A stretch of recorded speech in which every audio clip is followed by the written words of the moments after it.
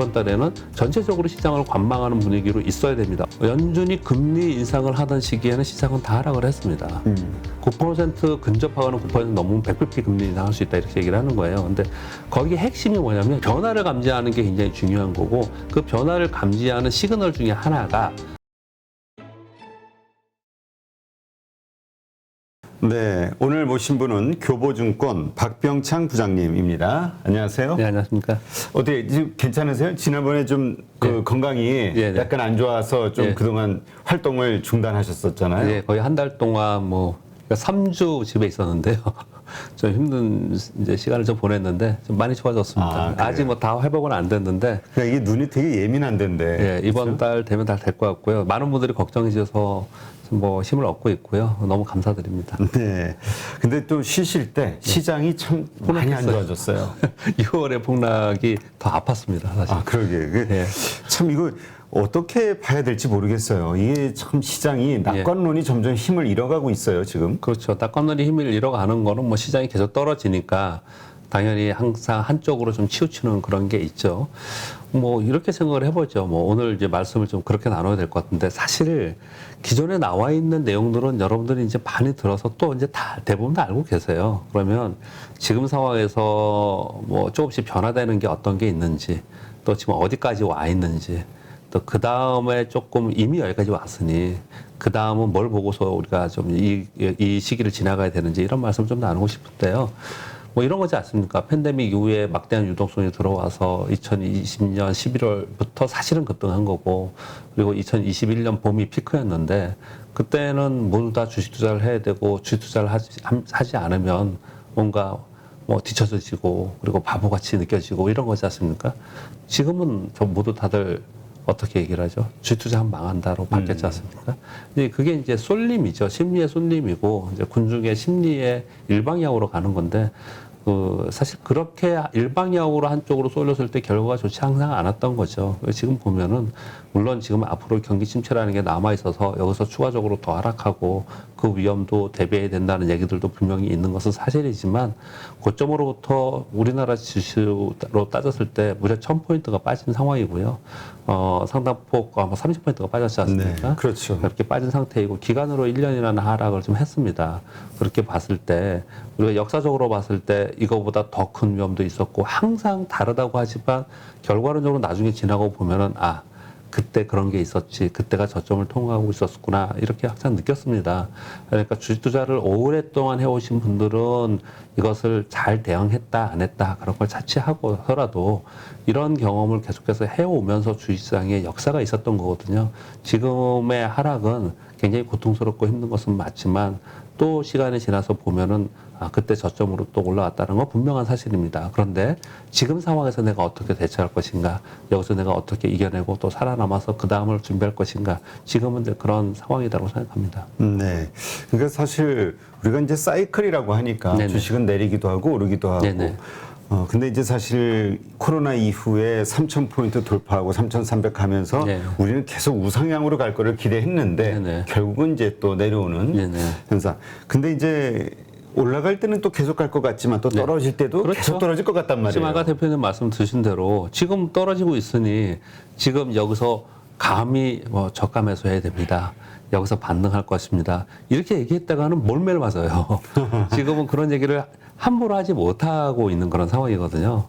그렇기 때문에 그런 얘기들이 점차로 없어지고 오히려 여기서 더 안 좋은 뉴스들이 부각이 되고 그리고 또 약세론을 얘기하는 사람들이 더 인기를 끌 수밖에 없는 그런 상황인 거거든요. 근데 그거는 뭐 당연히 지금 현재 상황이 그러니까 그 있는 그대로 인정을 하고요.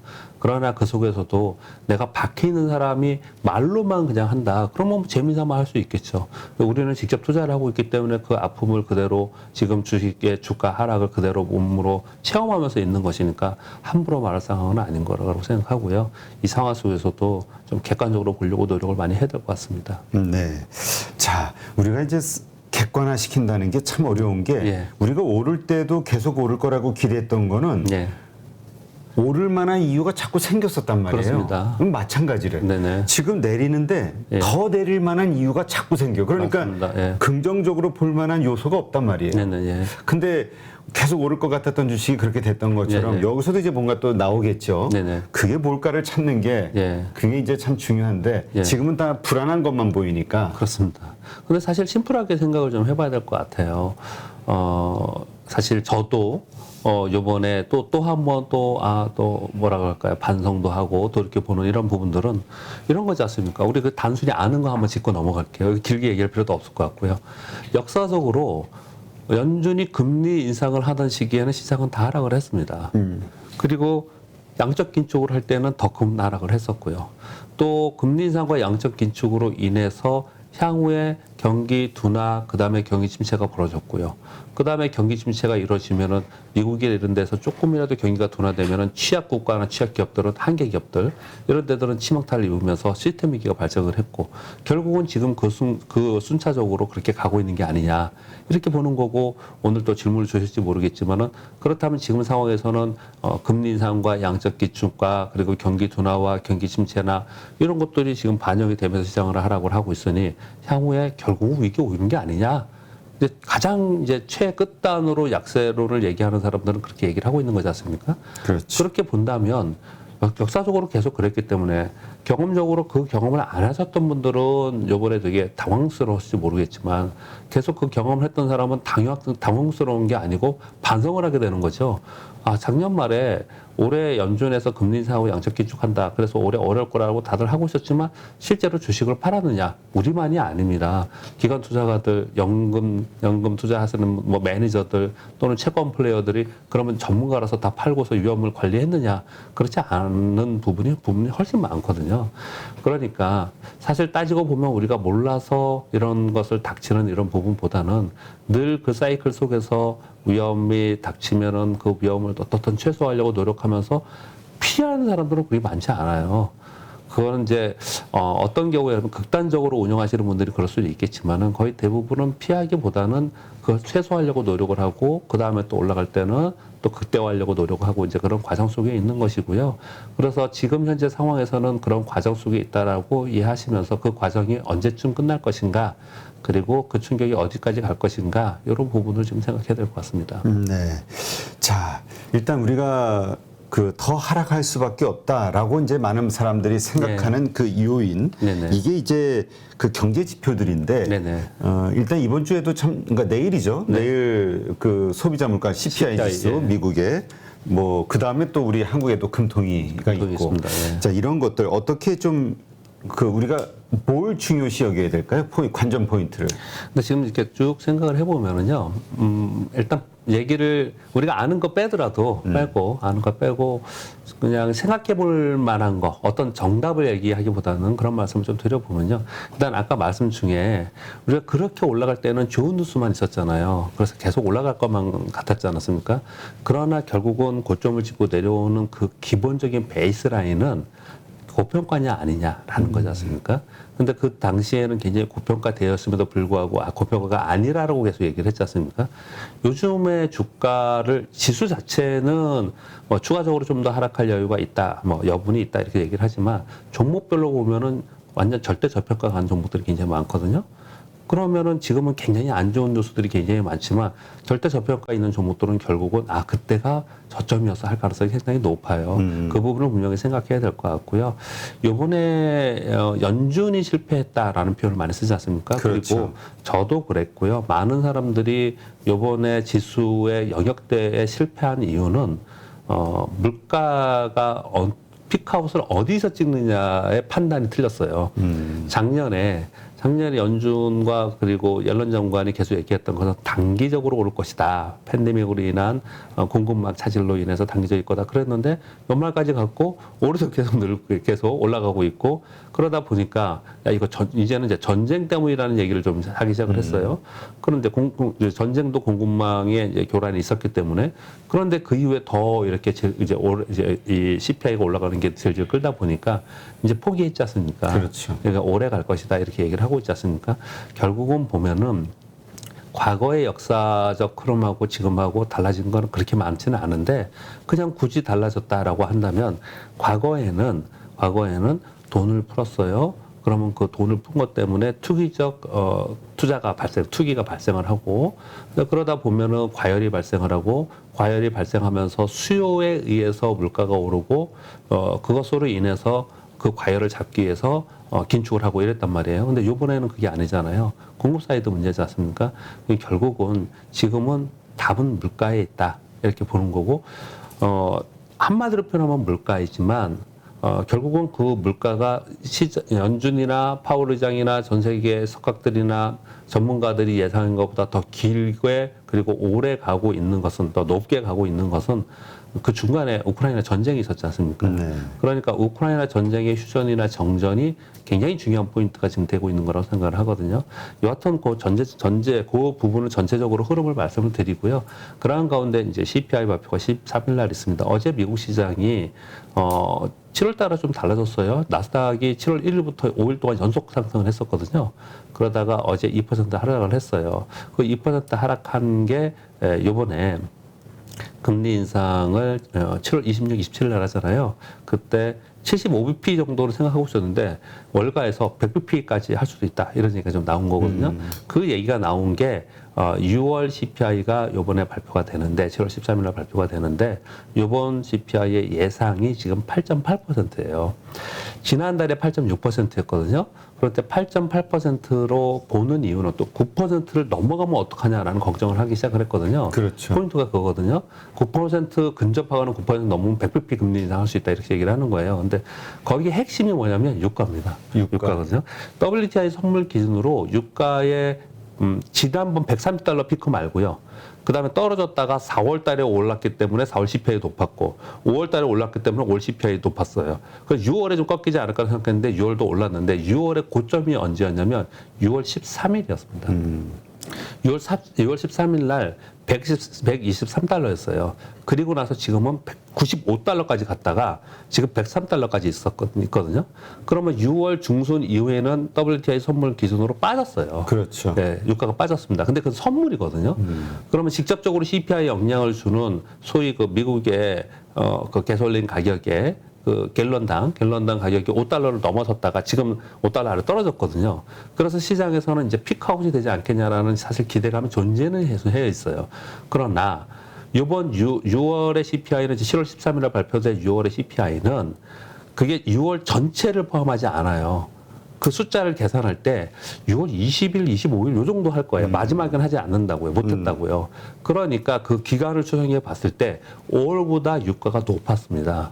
그렇기 때문에 그것을 반영하고 이번 CPI는 지난 날보다 높을 거다라고 생각하는 거거든요. 그래서 8.8%에서 9% 살짝 넘을 수도 있다. 이런 걱정을 하기 시작하니까 100bp 얘기가 나오고 있는 거예요. 이게 지금 현재의 포인트고요. 시장은 그것을 좀 반영을 하고 있는 거거든요.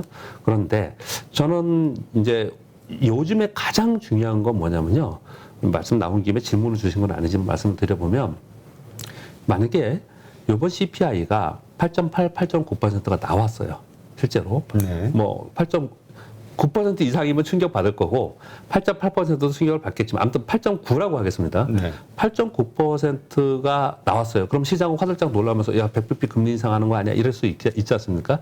그때 시장이 어떻게 반응하느냐가 반응하느냐 이게 올 하반기 시장을 전체를 가늠할 수 있는 잣대입니다. 그러게요. 그 지난달처럼 그 화들짝 놀라가지고 그다음부터 확 큰 조정이 왔잖아요. 이런 일이 반복될 거라고 보는 분들도 있는데, 그렇죠. 근데 반대로 아 이제 이게 정점이야라고 안도, 그러니까 불확실성 제거로 가능성도 있다 이렇게 생각하는 분들도 있더라고요. 예, 핵심 포인트입니다. 그게 이제 가봐야 되는 거예요. 감히 얘기할 수 있는 부분은 아니에요. 그게 지금 대표님 말씀 주신 게 가장 중요한 핵심 포인트입니다. 지금 저는 7월에 마지막 주에 있는 26, 27일 날 FOMC 회의가 있고요. 25, 26, 27, 28일 날 전 세계 글로벌 우리나라 삼성전자도 그렇고 미국의 애플 뭐 테슬라 이거 실적 발표 다 그쯤에 하거든요. 이게 분수령이라고 저는 생각을 해요. 올 하반기 시황을 여기서 결정짓는다고 생각하거든요. 저는 좀 긍정적으로 보고 있는 편이긴 한데요. 왜 지금 아까 그 말씀에서 연결해서 말씀을 드리냐면요. 미국의 나스닥이 올해 월간으로 가장 크게 하락한 달이 4월입니다. 네. 4월이 무슨 날이 언제였냐? 1분기 어닝 시즌이었어요. 그때 실적 발표하면서 기억나시죠? 여기서도 많이 했을 거 아닙니까, 대담을. 그때 실적 발표하면서 1분기 컨센하고 비슷했어요. 또는 높았습니다. 근데 2분기 가이던스가 안 좋았어요. 그러면서 그냥 폭락 맞아버렸어요. 자, 그럼 지금 7월은 2분기 실적 발표를 하는 겁니다. 이제 곧 시작됐고, 빅테크들은 이 7월 말에 하거든요. 2분기 실적 발표가 나왔을 때, 당연히 그때보다 지금은 안 좋을 거고요. 3분기 가이던스는 1분기 때 2분기 가이던스 나올 때보다 더 극단적으로 낮춰놨습니다. 대표적으로 마이크론 테크놀로지 실적 발표했잖아요. 그렇죠. 전 깜짝 놀랐습니다. 3분기 가이던스를 2분기에 비해서 마이너스 40%나 이익을 내려놨어요. 엄청나게 하향했습니다. 기업 입장에서. 네, 기업의 입장에서 그렇게 해놨습니다. 요번에 그렇게 나올 가능성이 상당히 있거든요. 그리고 실제로 3분기에 경기 침체를 반영하면서 3분기에 더 낮아질 거라고 지금 가이던스가 돼 있는 상태에서 굉장히 낮게 나올 가능성이 있거든요. 이거는 이제 우리가 생각을 하고 있는 부분이에요. 마음의 준비를 하고 있는데 그렇게 발표가 됐을 때 시장이 어떻게 반영하는 거예요. 일단 마이크론 테크놀로지는 좋게 반응했습니다. 삼성전자도 좋게 반응했어요. 왜 그러냐면요. 마이크론 지난 4월에는 얘들이 실적이 시장 컨센하고 비슷하거나 좋게 나왔음에도 불구하고 2분기에 조금 미스라고 생각하는데 그냥 폭락 맞아버렸거든요. 그때는 막 그렇죠. 15%, 10% 하락했어요. 근데 이번에 마이크론 테크놀로지의 실적 발표하고 3분기 가이던스 나왔을 때 제가 좀 전에 말씀드린 대로 아주 충격적으로 하향 다운했는데 그날 2%가 3% 빠지고요. 그 다음날 빠졌다가 그날 양봉 만들었어요. 그러니까 시장이 그렇게 반영을 했다는 거고요. 우리 삼성전자를 비교해 볼게요. 삼성전자 잠정 실적 발표했잖아요. 시장 컨셉보다 약간 밑돌았습니다. 이게 2분기 4월에 비교해서 4월에는 어땠냐면 그랬으면 막 5%보다 폭락 맞았을 거예요. 근데 시장이 그렇게 반응하지 않았거든요. 물론 이 두 종목이 그랬다고 해서 앞으로의 종목들도 기업들도 전부 다 주가가 그렇게 반영할 거라고 단언할 수는 없습니다. 근데 아까 제가 CPI를 반영해 시장이 어떻게 반응하느냐가 굉장히 중요하다고 말씀드린 것처럼 개별 기업들의 실적 발표를 하는데 요번에 눈높이가 낮아졌으니까 더 낮게 발표를 할 거고 3분기의 가이던스도 낮게 발표를 하는데 시장이 어떻게 반응하느냐. 시장이 봤더니 그래 알았어. 아까 말씀 주신 대로. 그래 알았어. 그래서 그날 충격은 있겠죠. 충격이 있고 아래 꼬리 달려고 이러고 있다. 그때처럼 10% 빠지지 않고 2, 3% 빠지고 끝난다.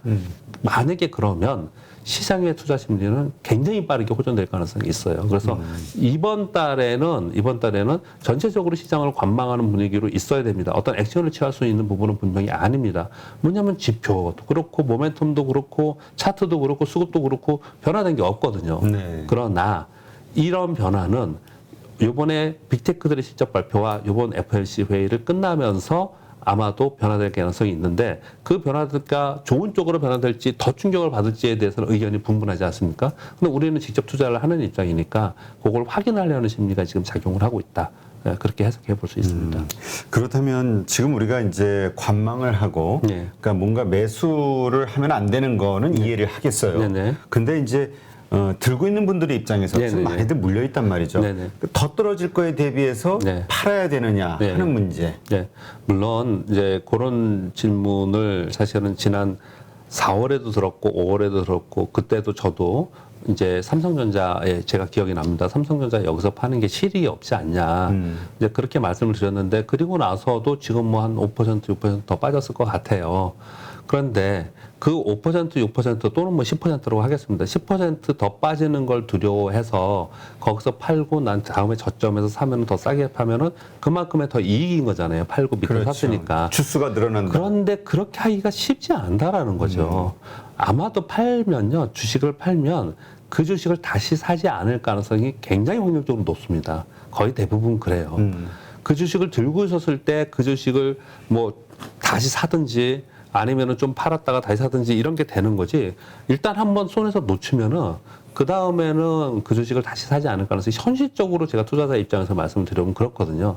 그렇기 때문에 이것을 기왕에 손실이 나서 가지고 있는 부분에서 이후에 이번에 시장이 뭐 30% 하락을 했단 말이에요. 여기서 추가적으로 하락한다고 이제 주장하는 사람들도 논의들도 분명히 있습니다. 그러나 지금 이제 그거 좀 이따 말씀드릴게요. 그거는 한마디로 표현하냐면 금융 위기가 발생을 하면 여기서 더 빠질 것 같아요. 금융위기가 발생하지 않는다고 생각하면은 여기서는 이제 저점 라인을 형성할 거다라고 저는 생각을 하거든요.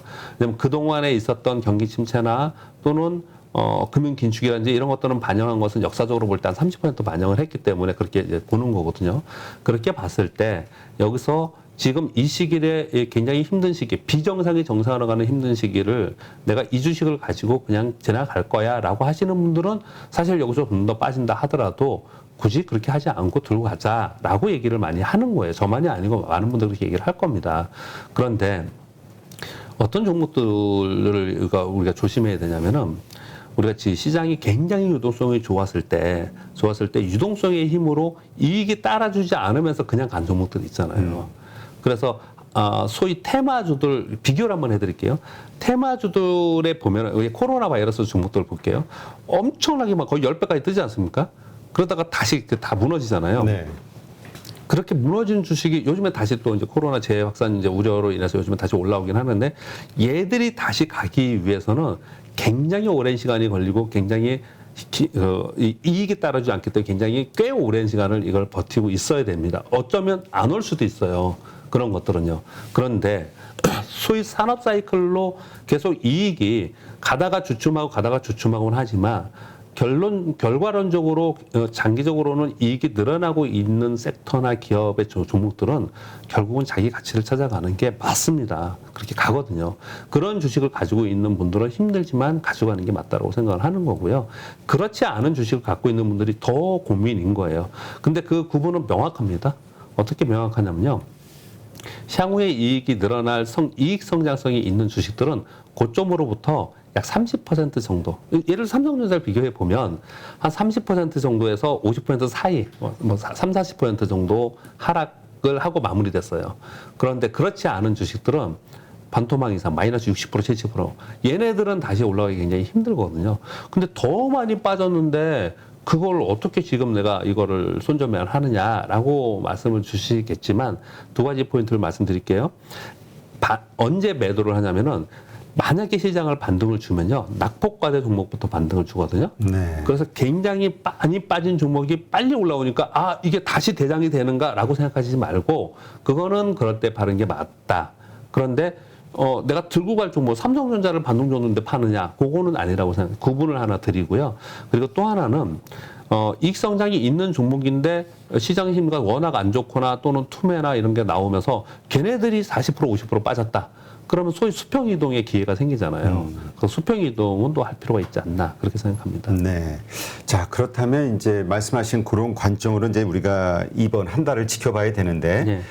내일 만약에 그런 어떤 안 좋은 지표가 발표가 되고 네네. 그게 오히려 거기서부터 뭔가 밑꼬리가 달리면서 장중에 네네. 다시 뭔가 받쳐주는 역할 네네. 하면서 장이 좀 흐름이 괜찮아진다. 그러면 이제 성격이 완전히 바뀌었다. 이렇게 봐야 되는 건가요?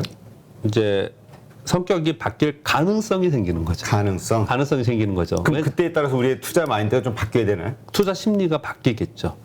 우리가 안 바뀌더라도 군중의 심리는 분명히 바뀔 가능성이 있고. 슬슬 사기 시작하고. 뭔가 달라졌네. 사실은 이번 7월 들어서 달라진 게 많습니다. 유가가 123달러, 저 고점은 130달러였고 전쟁 날 때는 요번에 6월에 고점은 123달러였고요. 지금 이제 100달러 전후에서 왔다 갔다 하잖아요. 온갖 악재가 나와도 그러지 않습니까? 또 대표적으로 원자재 가격이 어떻습니까? 원자재 가격이 폭락했어요, 여러분. 반토막 났습니다. 원자재 가격은 다 거의 폭락했어요. 그러게 엄청 폭락했더라고요. 그리고 한동안 얘기했던 게 에그플레이션 얘기했지 않습니까? 국제 밀가격, 옥수수 가격 다 급락했습니다, 지금. 원자재 가격이 다 급락을 했어요. 그러면서 얘네들 때문에 이제 뭐라고 할까요? 인플레이션 때문에 시장이 안 좋을 거라고 한참 그런 시장이 떨어졌는데 얘들이 떨어지면 시장이 올라가야 될 거 아니에요. 근데 지금은 해석을 뭐라고 하냐면 경기 침체기로 갈 거다. 얘네들이 떨어진다는 얘기는 경기 침체기로 가면 원자재 가격이 떨어지거든요. 야, 이거 경기 침체기로 가는 신호야. 이렇게 얘기를 좀 하고 있거든요. 근데 아무튼 변화가 생겼고 얘네들이 급락했기 때문에 최근 하루 이틀은 좀 반등을 좀 주고 있거든요. 그런 일이 발생이 좀 되고 있고요. 그러니까 저는 어떻게 표현하냐면 일방향으로 가고 있었던 것이 일방향으로 가지 않고 왔다 갔다 하고 있다. 또는 방향을 좀 터닝했다. 이렇게 보는 거거든요. 지금 터닝하지 않은 게 한 가지 남아 있어요. 한 가지가 뭐냐면 유가도 지금 계속 고공권에 있다고 하지만 사실은 고점 치고 내려온 거고요. 뭐냐면 환율입니다. 환율. 그렇죠. 환율은 나중에 한번 질문 주시면 다시 한번 말씀드리고요. 전체적으로 변화가 생겼다라는 거예요. 그러니까 변화를 감지하는 게 굉장히 중요한 거고 남들보다 빨리 움직이려면 변화를 감지하는 거지 않습니까? 그 변화를 감지하는 시그널 중에 하나가 악재가 나왔을 때 악재를 반영하는 시장의 반응. 이게 굉장히 중요하다고 표현을 드리는 거고 CPI가 굉장히 좋게 나쁘게 나오면서 그러면서 요번에 시장이 하락했을 때 아래 꼬리 달고 쭉 올라갔다. 그럼 저점 잡았네라고 지금은 판단하기 좀 어려운 게 이달 말에 가장 저는 이거 CPI보다 더 중요하게 생각하는 거는 기업들의 실적 발표라고 봐요. FOMC 회의는 75pp냐 뭐 100pp냐 이미 시장에서 지금 회자되고 있기 때문에 그거보다도 시장에서 더 우려하는 것은 지난 4월 달에 걱정했던 것처럼 기업들의 주요 기업들의 실적 발표를 하는데 그것이 가이던스 분명히 낮게 나올 텐데 시장이 어떻게 반응하느냐 그게 아직 남아 있거든요. 그러니까 이번 주에 결정할 문제는 아니다라고 생각한다는 거죠. 기업 실적 그러니까 그의 변화의 시작일 수 있고 반응 우리가 생각과는 다른 반응 CPI 발표 후 그러나 진짜 흐름을 잡는 것은 안 좋은 기업 실적 가이던스와 발표되는 기업 실적 이후의 시장의 흐름 이게 이제 투자자들의 심리 이게 이제 완전히 하반기 시장을 결정짓는 저는 뭐 조심스럽지만 그때 좋지 않은 가이던스가 지난번 마이크로 테크놀로지하고 비슷하게만 나온다면 아래꼬 달고 그리고 며칠 반등 줬거든요. 그런 식으로만 나온다면 그때를 기점으로 해서 하반기는 이제 소위 말하는 소위 베어마켓 랠리가 가능성이 아주 높아진다고 생각합니다. 베어마켓 랠리 요즘에 며칠 뜨니까 베어마켓 랠리라고 막 하면서 경제 신문에도 나오더라고요. 베어마켓 랠리는요. 지금은 이건 그냥 일시적 반등인 거예요. 지금 올라온 거요. 일시적 반등. 요건 그냥 잠깐 올라온 거고, 뭐 100포인트 올라온 이런 거는 잠깐 올라온 거고요. 베어마켓 랠리는 꽤 길게 갑니다. 몇 개월 동안 상승을 해요. 그러니까 지금은 베어마켓 랠리라고 보시는 건 아닌 것 같고요. 그때 시점에 지금 말씀드린 그런 시그널이 나온다면 베어마켓 랠리를 좀 생각해 봐야 될 것 같고, 왜 베어마켓 랠리라고 하느냐. 베어마켓인데 시장이 아래로 추세로 가고 있는데 우리가 생각했던 것보다 더 오르는 거예요. 그래서 랠리라는 표현을 거기다 붙이는 거거든요. 그래서 생각보다 강할 수 있어요. 종목들은요. 그게 나와야지 우리가 좀 보탬이 되는 거지. 이거 반짝 떴다 반짝 빠졌다. 이거는 뭐 그냥 단기 반등이라고 생각하시는 게 맞을 것 같고요. 그리고 나서 베어마켓 랠리라고 표현하는 거는 조금 더 매크로 시황에서 조금 더 길게 생각을 해보면은 경기 침체 진짜 갈 거냐. 저는 경기 침체 거의 뭐 지금 진입을 했다고 생각을 하는데요. 그리고 시스템 위기 가냐. 경기 침체도 저는 상당히 반영했다고 생각하는데 진짜 시스템 위기로 갈 거냐 말 거냐. 요 논의가 그 다음에 남아있는데 그게 올 연말과 내년에 논의가 되지 않을까라고 생각합니다. 네, 그렇군요. 누구나 1시간 안에 200개 종목에서 좋은 종목을 고를 수 있는 그런 능력을 배양할 수 있도록 제가 도와드리려고 그렇게 하고 있습니다.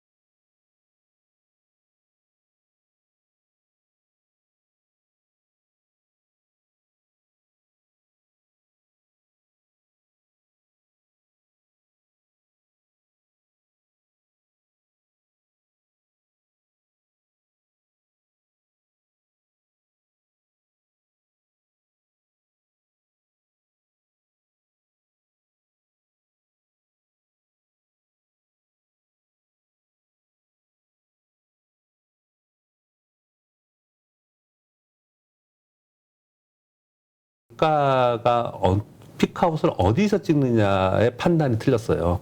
결국은 지금은 답은 물가에 있다.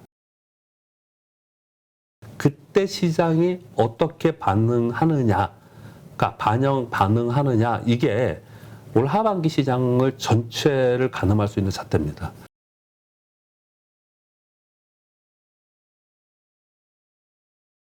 이익이 늘어나고 있는 섹터나 기업의 종목들은 결국은 자기 가치를 찾아가는 게 맞습니다.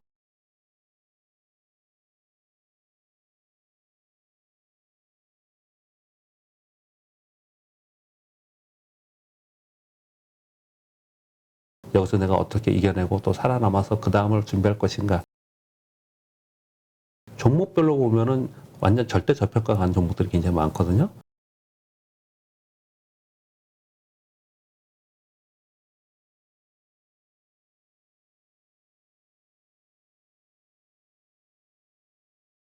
이번 달에는 전체적으로 시장을 관망하는 분위기로 있어야 됩니다. 연준이 금리 인상을 하던 시기에는 시장은 다 하락을 했습니다.